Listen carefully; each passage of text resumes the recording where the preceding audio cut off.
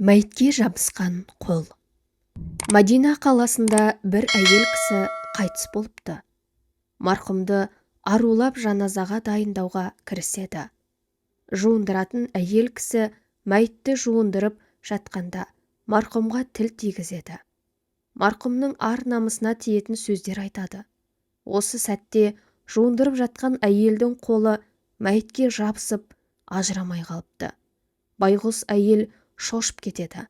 Қанша әрекет етсе де қолын ала алмайды.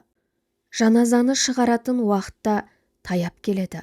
Сыртта тұрған марқұмның туыстары тыпыршып, жуындырып болсаңыз кебіндейік деп қайта-қайта сұрап жатты. Іштегі әйел қазір аз қалды деп барынша созбалақтап әлек болуда. Бірақ тым ұзаққа созылып кеткен соң ішке кіргендер сұмдық жайттың куәсі болып тапжылмай тұрып қалды. Жуындыратын әйелдің қолы мәйіттің денесіне жабысып қалған. Жуушы әйелдің екі көзі алақандай боп қорқып кеткен. Марқұмның туыстары шаһардағы имамдарға барып мән-жайды айтып, не істеу керектігі жөнінде пәтуа сұрапты. Бір ғалымдар марқұмды жерлеу уәжіп, сондықтан жуындырушы әйелдің қолын кесу қажет деседі. Екінші бір ғалымдар тірі адамның жаны артық, оны аман сақтап қалуға міндеттіміз, сондықтан жуындыратын әйелдің қолына тиіп тұрған мәйіттің денесін кесу қажет дейді. Осылайша бір тоқтамға келе алмай ғалымдардың ойы екіге жарылады. Сонда араларынан біреуі имам Мәліктен неге сұрамаймыз деп қалды. Мәдина қаласының имамы Мәлік жағдайды естігенде лезде марқұмның үйіне барады. Мәйіт жатқан бөлменің есігінің сыртында тұрып жуындырушы әйелге марқұм жайлы бір нәрсе дедің бе деп төтесінен сұрайды. Жуындырушы әйел ар намысына тиетін сөз айттым, ойнастық жасаған әйел дедім деп мойындайды. Сонда имам Мәлік әйелдер ішке кіріп жуындырушыға жала жапқанының жазасы ретінде 80 дүре соқсын деп қасиетті Құранда Нұр сүресінің 4-ші аятында абыройлы әйелдерге зина жаласын жапсырғандар 4 адамды айғақ келтіре алмаса, онда оларға 80 дүре соғыңдар. Әрі олардың сөздерін куәлік ретінде мүлде қабыл етпеңдер. Міне, солар бұзықтар деген Алла тағаланың әміріне сай пәтуа береді. Жуындырушы әйелге 80 дүре ұрылғанда қолы өз-өзінен мәйіттің денесінен ажыраған екен. Хадисте ақиқатында абыройлы әйелдің арына қол соғып, намысына қатысты жала жабу 100 жылдық құлшылықты жоқ етеді деген. Бұл уақиға қайтыс болған абыройлы әйелдің намысын Алла тағала ғажайып түрде қорғағанының бір көрінісі. Сондай-ақ имам Мәліктің керемет ақылдылығы мен парасатты пәтуа берген уақиғасы еді.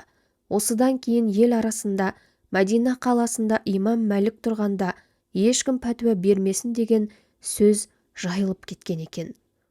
Нұр ғасыр мешіті. Адам баласы мына өмірде екі адамнан сақ болу керек екен. Оның бірі саған күні түскенде әкелеп, көкелеп, шаруасы біткен соң сені іздемес түгіл саған сәлем беруге де жарамай қалатын хамелеон адамдар. Екіншісі сөзі басқа, істейтін ісі басқа, екі жүзді аферистер. Ондай адамдар сенің бетіңе әкем, көкем деп отырады да ту сыртыңнан пышақ ұрып, ғайбаттап, қара жерге тығып отырады. Ащы болса да шындық, біздің өмірімізде ондай адамдар көптеп кездеседі. Бетіңе күле қарағанның бәрі дос емес демекші, дос пен дұшпанды танудан қателеспей жүрген дұрыс-ау деп есептеймін. Негізі адам адамға ренжімейді, адам өзіне ренжиді екен. Неге сенім арттым, неге жақын тарттым деп. Адам екі уақытта үнсіз қалады. Бірі бәрін түсінгенде, енді бірі бәрінен көңіл қалғанда. Өткен өмір енді ешқашан ашылмайтын есік. Кейде артқа қарап, болған дүниені електен өткізіп сағынып сарғаямыз. Қазіргі ақылым сол кезде болса мұншама қателік жасамас едім деп өкініп жатамыз. Өмірде ең қиын не екенін білесіз бе? Алланың сынағы, жүректегі мұң, іштей жылаймыз, сырттай күлеміз. Басыңа күн туғанда дұшпанның ащы сөзіне жасымайсың, бірақ достың үнсіздігін ұмытпайсың. Ақылы лас пенде жаман ойлайды, көңілі кір болған адам менсінбейді, ұжданы нашар адам ұнатпайды, әрекеті теріс адам кемсітеді. Сенімен сөйлескісі келмейтін адамды қайта-қайта мазалама, себебі қадіріңді одан әрі кетіріп аласың. Жігіттің басында 3 гауһар болады, бірі ақыл, бірі сабыр, бірі көрегендік. Сол үшеуінің 3 жауы бар.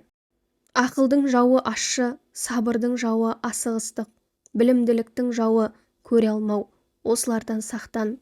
Уыстан сусып кеткен мүмкіндіктің бәрін санамалауды доғарамыз. Артқа қарай берудің қажеті жоқ. Болған іс болды, өкіну бекер, өтті кетті. Бәрін таразыға сап, өлшеп қатемізді түсініп, ары қарай өмір сүрелік. Кекшілдік, іштарлық деген бәлелерді кешірімділік пен кеңдікке жеңгізе алмай, соның кесірінен бір-бірімізбен ерегісіп, нәтижесінде ертеңімізді болжамақ тұрмақ бүгініміздің қарасын ажырата алмай қаңғып қаламыз. Менде нағыз дос жоқ, әріптестер мен жай дос, жолдастар ғана барын кейін білдім. Сол секілді менде ішек қарыны араласқан, жалғыздығым мен жанымды түсінетін туыс жоғында кейін түсіндім. Жастық шақта кез келген адам қателеседі, аңдамай шалыс басады, ақылын шашады. Уақыт өтіп, ақыл тоқтата бастағанда, өткен күндеріне қатты өкініп, бармағын шайнап, шарасыз күйге түседі. Міне, осындай күйге түспес үшін адам не істеу керек? Ол жанындағы жанашыр жандардың ақылына құлақ түру керек.